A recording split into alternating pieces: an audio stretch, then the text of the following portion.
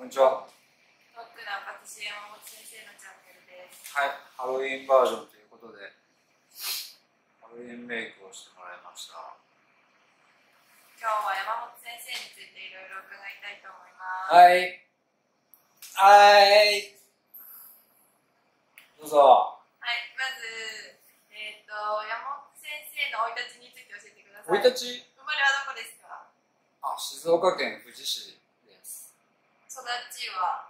静岡県富士市で18までいました。で、そこから東京に来ました。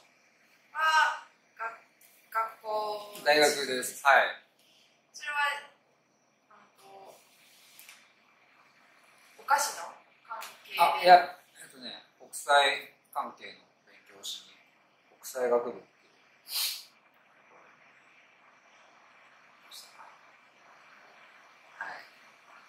お菓子の道にはいつから入ったんですか？23ですね。大学卒業と同時に？いや、卒業してから2年ぐらいはバンドやってたので。バンドマンだったんですか？はい。だからロックのパティシエなんですね。そうですね。ずっとバンドやってました。ロックのバンド。はい。バンドでは何をされてたんですか？ギターボーカル。バンド名は？バンド名とか別にないです。ないわけない。別にないですけど。ちょっと一曲お願いします。曲とかじゃないもんだって、もはや。ボーカルなの？歌とかじゃない。ギャーギャーギャーギャー言ってるバンドです。ギャーギャー言ってるバンドだったんですか？で、どうしてお菓子の道にそこから入ったんですか？師匠に拾われたんです。それがたまたまケーキ屋さんっていうか、私の師匠に拾われました。拾ってもらいました。運命の出会いがあって。運命の出会い。はい。お菓子の道を続けようっていうのは、でもそこがきっかけで？そうですね。で、最初は本当右も左も分からず入ったんですけど、作っていくと、すごくね、音楽と似てる部分がすごくあって、組み立てていく感じとか、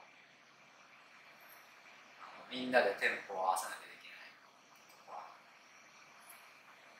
そういうバンド感覚でしたね、最初にやってた。だからハマってった。初めはそのお菓子っていうのはケーキ屋さんだったんですか？どんなところだったんですか？フランス企業のでかいスーパーですのベーカリーでパンとケーキを作ってる工場みたいなでかい厨房だ。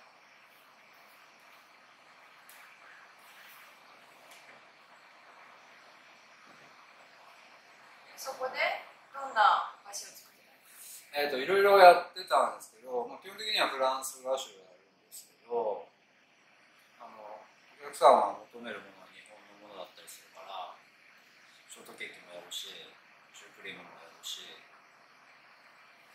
ロールケーキとかももちろんやりますし。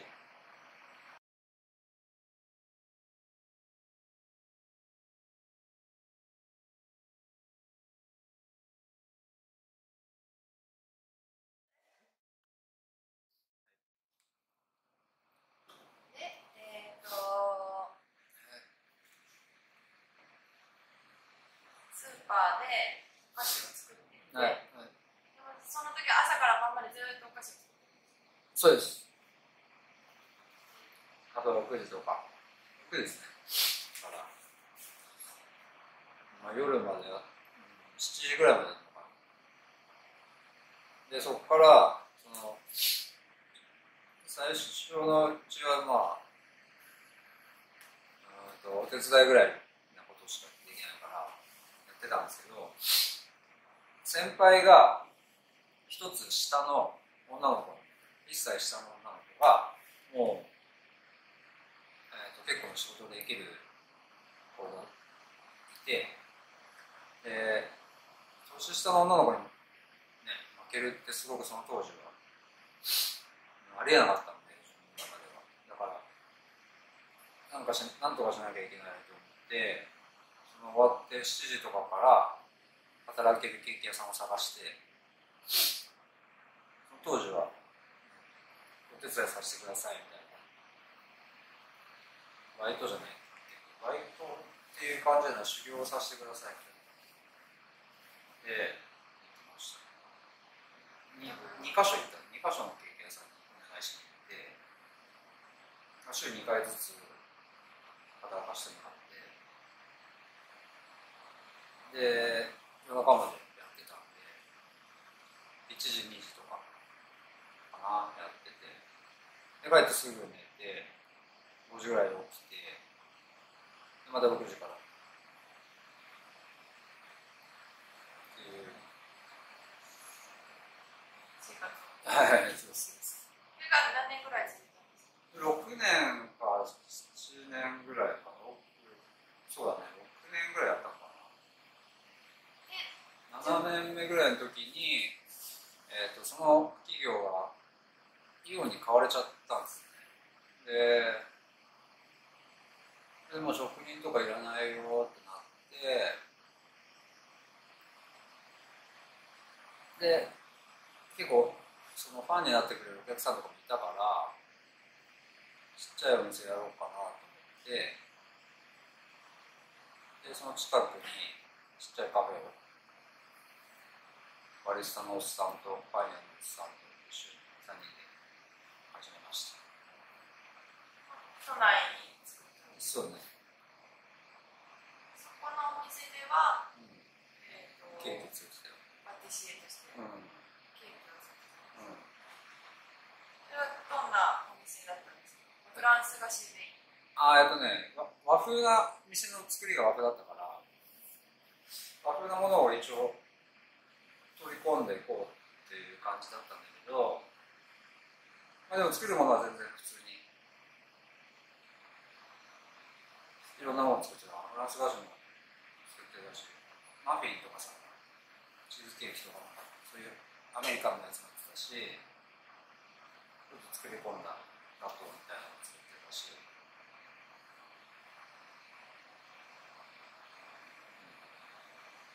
結構好き放題やってたけどね。でその時にある製菓学校からアシスタントを探してるっていう話があって、で昔すごい面白そうだったから行かせてもらって、それで結構視野が広がったっていうか、いろんなさ、本当世界と戦ってる先生たちとかいたから、その人たちに教わってっていうか、その人たちの仕事を近くで見て、自分のその世界の狭さにね、やばっと。それでちょっと作り込んでるケーキだけじゃなくて、なんかお皿にこう盛り付けていくデザートとか、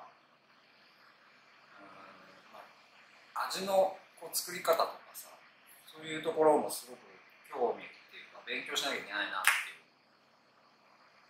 考えになってて、でレストランに、はい、転職っていう店はもうその人たちに任しちゃって、でそこのレストランに行きました。新たなレストラン。はい。そこで2年ちょっとぐらいかな、働いて、で普通にデザートとか作ってます。そこはケーキではなくて。ケーキではなくてデザートを作るっていう仕事になりました。フランス料理の。そうね、基本ベースはフランスフレンチのお店で、そのコースの中にこう取り込んでいくデザートって結構さ、一番最後の出てくる皿だから、そこで作っちゃうともうその全部コースが全部、ね、全然美味しくなかったってなっちゃう。すごくそのプレッシャーある仕事で、しかもこの料理の中で味の、ね、バランスを取りながら出していかないといけないから、結構お腹いっぱいの状態のところにフォンダンショコラとか出してもさ、いやもういいっすよってなっちゃう。だからなんか軽やかでなきゃいけなかったし、かつそのインパクトを残さなきゃいけないしっていうところで結構いろんな勉強しましたね。そこで骨折した。そうそうそうそうそうそう。なんでよく知ってるのさ。何回聞きます。あ、そうそうそう。で、その続き。そういうとこじゃないよね。いろいろ。骨折どころじゃない。そうじゃないよ。いろいろな。怪我したし。いろいろ怪我あったけど。それで今度はそのさ、若い子たちを育てたいっていうのにどんどんね考えがいって、で今至ります。まあ専門学校で。はい。そうですね。こんな顔でする話じゃないって思ってる。どんなことを伝えたいですか、学生さんにどんなことを伝えたいか。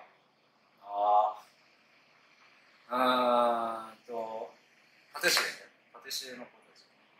その今持ってる学生さんたち。まずパティシエっていう仕事がさ、そのお菓子を作るとかさ、デザートを作るっていう仕事で、正直言うと別になくてもいいものじゃないですか。ケーキとかさ、デザートってそんなメインのご飯じゃないからさ。嗜好品っていうこと。そうそうそうそう。でだけどそれがあることによってもう一気に華やかになる、生活がね。でその仕事をさせてもらえるっていうまず幸せっていうことと、あとそれを仕事にしたからにはやっぱり日々のみんなの食生活を華やかにできるほどのものをそこに詰め込めるっていう、詰め込むぞっていう思いを持って仕事をしてほしいなと思いますね。なんかその言われたからやるとかさ、こうやって作るって書いてあるからこうやって作りましたっていうだけじゃなくて、ちゃんと考えてこうするなきゃいけないけど本当はこうするべきなんじゃないのかとかって考えながら作っていくと、その思いって絶対伝わる。適当に作ったお菓子って本当適当にしか伝わらないけど、一生懸命考え抜いて作ったお菓子って絶対感動を呼ぶから、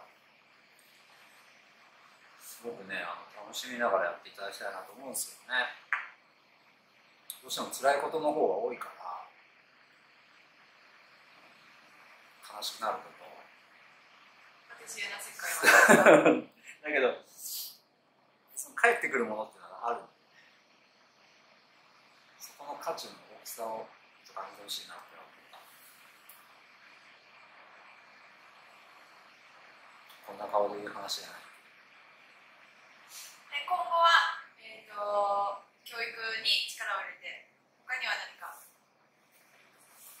いやでもそう教育っていうか、そうですね、若い子たち育てたいという、僕自身もやりたいことがいろいろあるんで、そこもやっていくんですけど、一方通行の教えにならないようにしたいと思ってて、どうしてもさ、先生って呼ばれちゃうとさ、教えてやるってなっちゃう。そうするともう自分が教えてるものってもしかしたら本当に20、30年前の知識を教えてるわけで、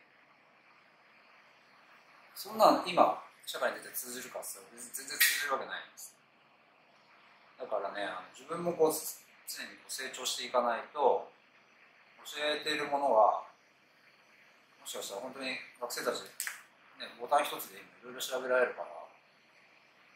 だってさ、マカロンの作り方なんて昔誰も知らなかったのにさ、今ネットでペッて見たらいくらでも調べられるわけで、マカロンの作り方教えてやるよみたいなこと言ったって、いや別に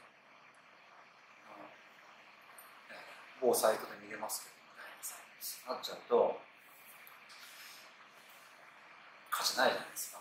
だからその自分がもちろん成長していって作り方とかなんか調理の仕方とか、ね、やり方を教えるんじゃなくて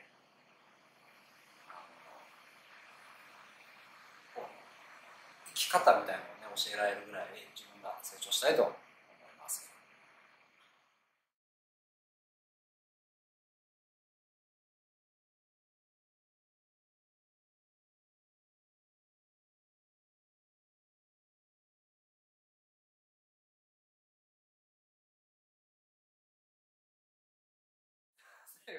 なんでさこんな顔してそんな熱い話させるの？